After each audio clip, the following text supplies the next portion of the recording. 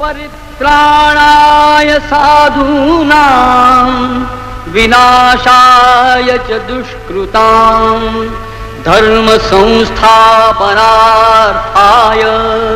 संभवामि युगे युगे।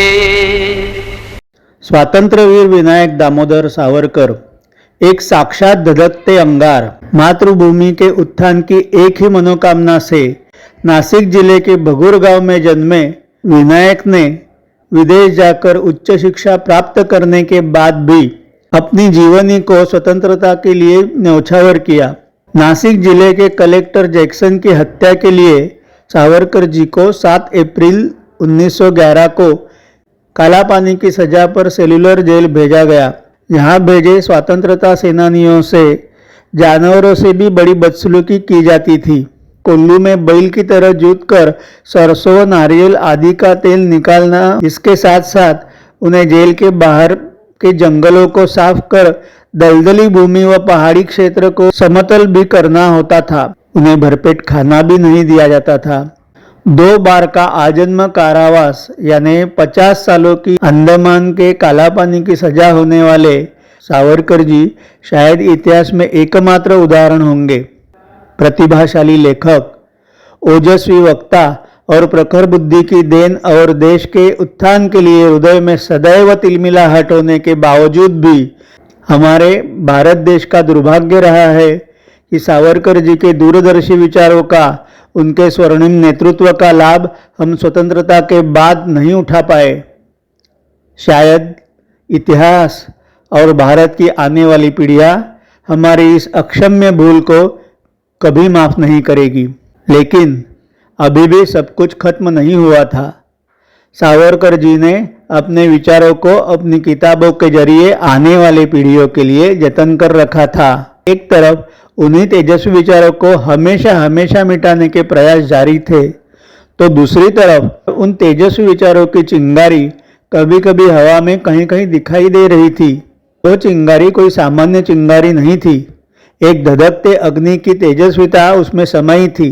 अनेक दशकों के बाद फिर से वो चिंगारी की ज्वाला बन गई। धारा 370 हटाकर कश्मीर को भारत के मुख्य प्रवाह से जोड़ना, देश की सीमाओं को मजबूती के साथ सुरक्षित करना, 3 तलाक के अत्याचारों से महिलाओं की रक्षा करना, देश से बाहरी आतंक और नक्सलियों के आतंक को हमेशा के लिए मिटाना, विकास की गंगा दूर दूर गांवों तक पहुंचाना, गरीबों को उनके हक का निवाला देना, ऐसे महान कार्यों को अपना कर्तव्य मानने वाले, सबसे अहम बात राष्ट्र प्रथम, इस महामंत्र का अखंड उजागर करने वाले शासक इस देश ने पाए।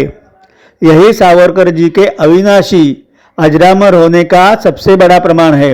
आज के सावरकर जी के जन्मदिन के शुभ अवसर पर मेरी प्रधानमंत्री जी से विनम्र विनती है, जैसे इंडिया गेट के पास नेताजी सुभाष चंद्र बोस जी का अति भव्य 28 फीट ऊंचाई का एक शानदार शिल्प सेंटर विस्टा के निर्माण में इंडिया गेट के पास स्थापित किया गया है, वैसा ही अति भव्य स्वर्णिम स्मारक स्वातंत्र्यवीर सावरकर जी का देश की राजधानी में होना बेहद आवश्यक है।